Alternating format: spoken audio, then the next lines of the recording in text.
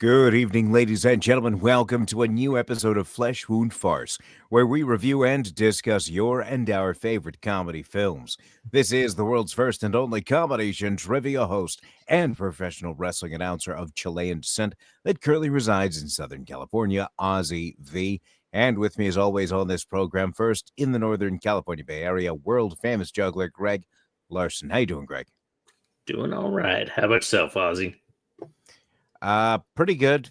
Pretty good. I mean, I do have a Raiders shirt on, and you're thinking, anybody watching, it's like, how could he be pretty good if he's a Raiders fan? I know it's embarrassing. It sucks. But hey, I've already gone past him. My wife was happy today, so I know what that means. Oh, I bet she was, Todd. I bet she was, because we are recording this on November 24th. Not sure when this is actually airing, but on this day, the Broncos manhandled the Raiders in Las Vegas. And for the last time of this season, right? For the second, for their second meeting, because every divisional rival meets twice, and the Broncos swept the Raiders this year. Yeah, I didn't know that. We're gonna get an awesome draft pick next year. There you go. There you go. Hopefully, you don't trade him away the following season. Yeah, it's between us and the Giants, so we'll see. I think if the Giants won today, the Raiders, because here's the thing that was really interesting about it. And I'm just going to take 30 seconds to say this. The first half was a lot closer than what the second half was. Second half, it got blown out of proportion. I have a feeling if the Giants had won against the Tampa Bay Buccaneers, the Raiders might have won against the Broncos. So I think there's an obvious tanking situation going on here.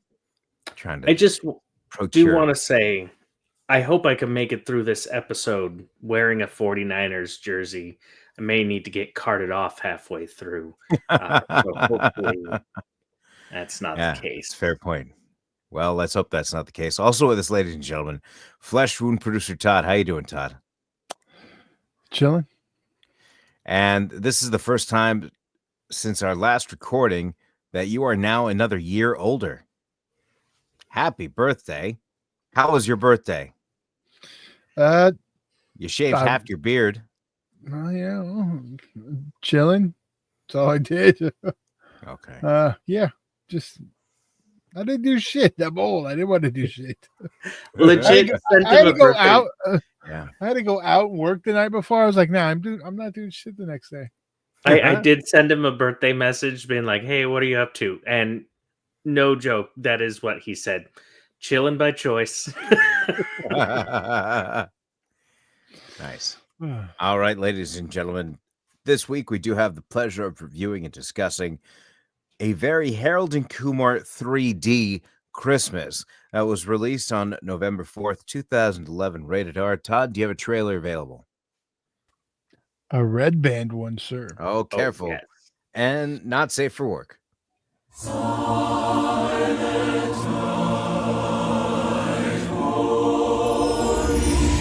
From Warner Brothers Pictures, this holiday season, experience Christmas like never before. Merry Christmas!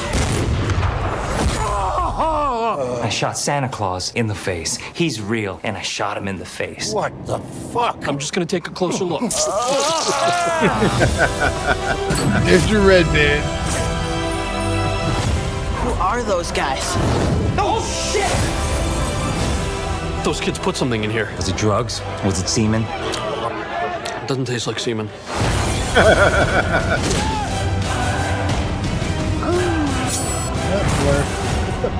Fuck a baby into me. Okay, I will.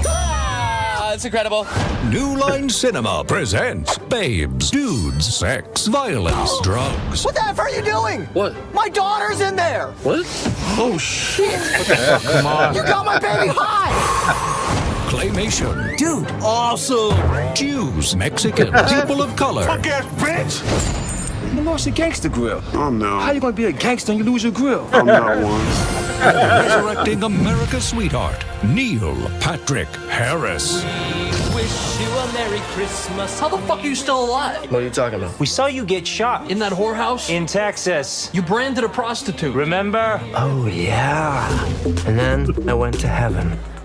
Oh, come on. This is God. Daddy, we need to 86 the MPH ASAP. He's getting a hand job in my club. Jesus, what a cock block. On November 4th, Fill a fight in the altar boys' room. prepare to celebrate a white Christmas. Diaper emergency. Oh! A Very Harold and Kumar 3D Christmas. My baby is fucked on cocaine. I need it. What? That'll be the most blurred YouTube video we've done. Yes, it will. And that was the trailer for A Very Harold and Kumar 3D Christmas. Again, released on November 4th, 2011, rated R, with a runtime of 90 minutes. Written by Josh Hurwitz, directed by Todd Strauss Schulson, starring John Cho, Kal Penn, and Neil Patrick Harris, among others. Initial thoughts on this. This was one I actually recall seeing in the theater, and it was fun to see. But did you see it in 3D? I did see it in 3D, and the reason why I enjoyed this 3D is because it was a blatant overuse of it. Yeah. And Sure, so sure. it's I'm gonna have to stop you right there. This is the appropriate use for 3D. and This I is how will you agree do with it. you. Right. I will agree. If you're gonna do it, go all out. Don't like half-ass it and give me like I watched 2 minutes in the let's end of the face- movie. You know, I remember Superman Returns in 3D, and it was like 90 seconds of him flying at the end. That was the only thing that was in 3D.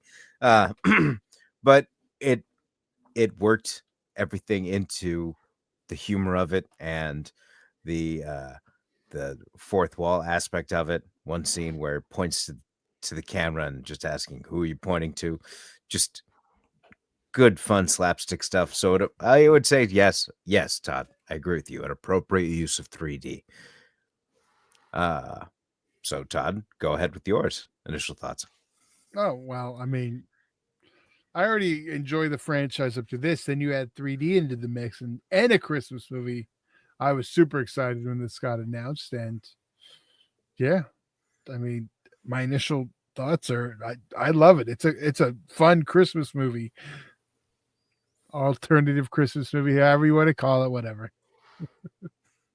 Greg?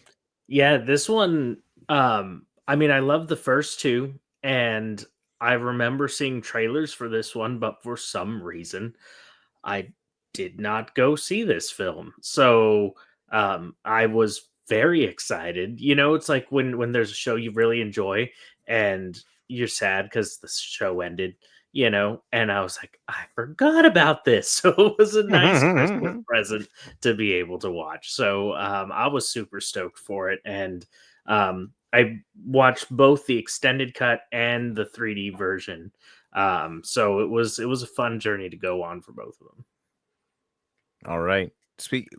Going into the extended and the 3D, were some things from the extended that were not available in the 3D?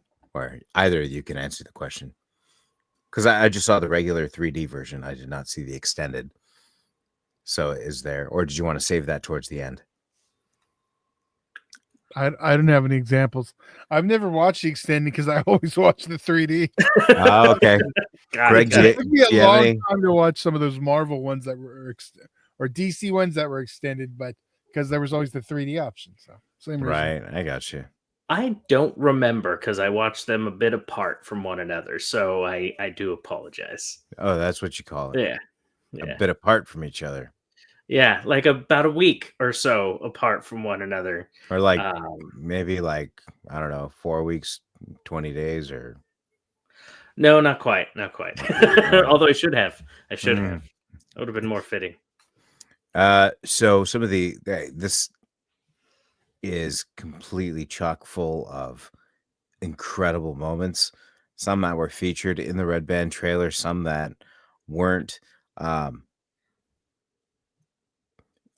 Be it the 3D, and Todd, since you love the 3D so much, why don't you go ahead and take the first favorite moment here? Give first dibs. Wow, I wasn't even prepared for that because mine's not even like 3D related gag. I mean, it's just it's another line I'm gonna have to bleep. my favorite bit is a Neil Patrick Harris line. So, well, yeah, the entire scene with him in the dressing room is absolutely hilarious and fantastic. Can I just say that so I don't have to say my line and get canceled? I completely get what you're saying, Greg. Shoot, there's two things that I want to bring up, but I'm hoping the other will be picked up anyway. But there's a line that Kumar says when he's being asked if he wants to go out and help this guy get to a party.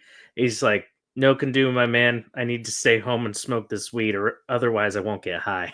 Like, what a brilliant excuse.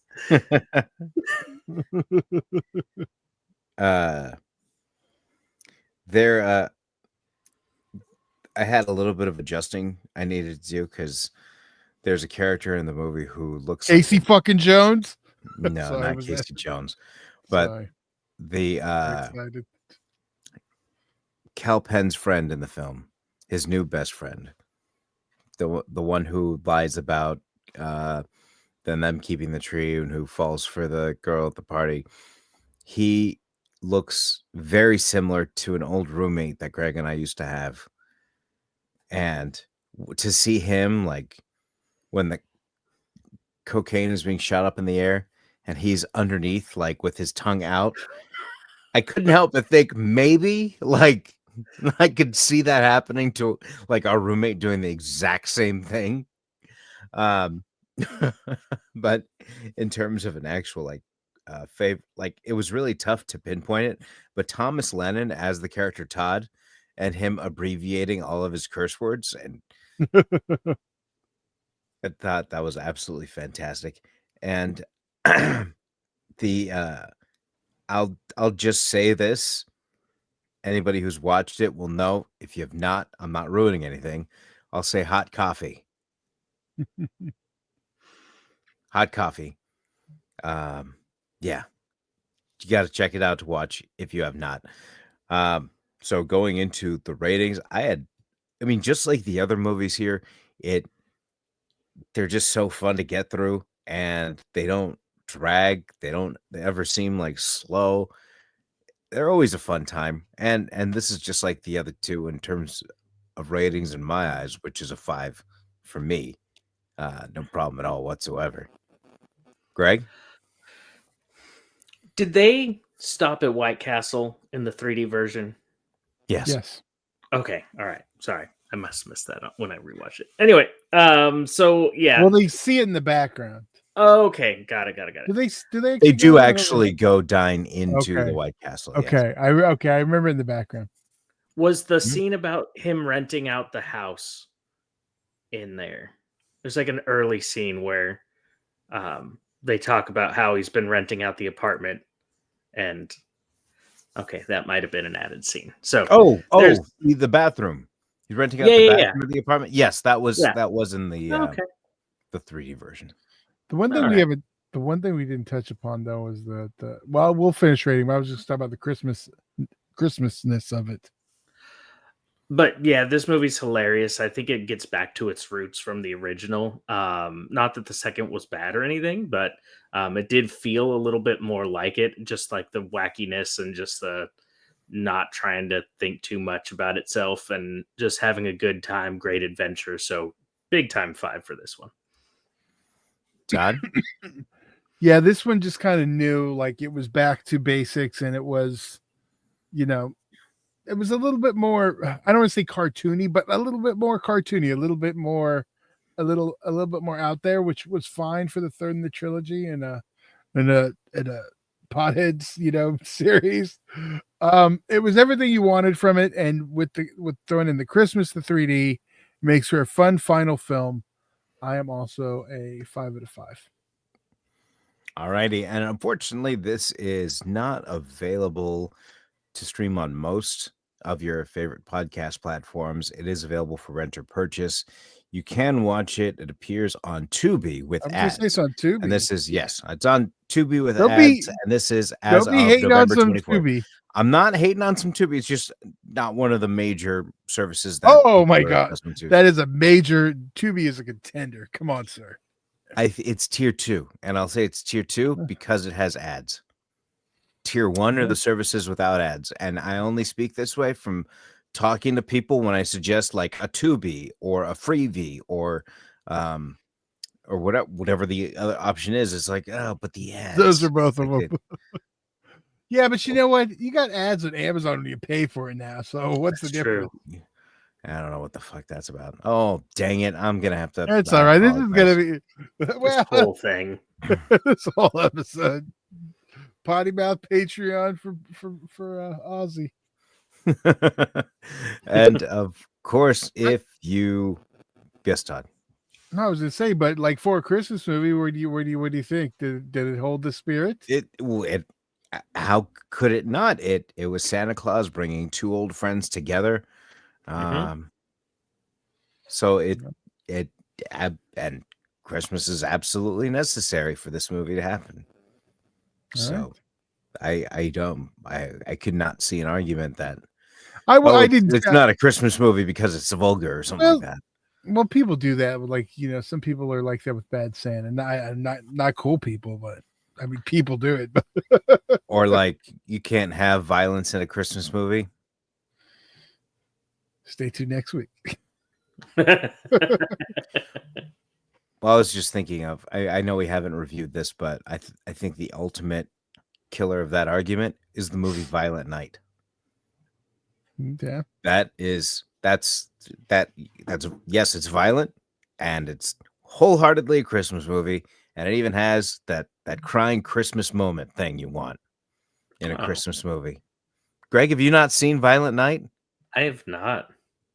It's fun. I recommend it too. Yeah, all you right. should check it out. That'll happen this season. If you haven't checked out Violent Night, we'll probably review that next year. But there you go. Not necessarily next year, but let me jump into next week. Next week, we do have a returning episode of Flesh Wound Fist where we do get to review the classic Lethal Weapon. So feel free to come back next week and check that out.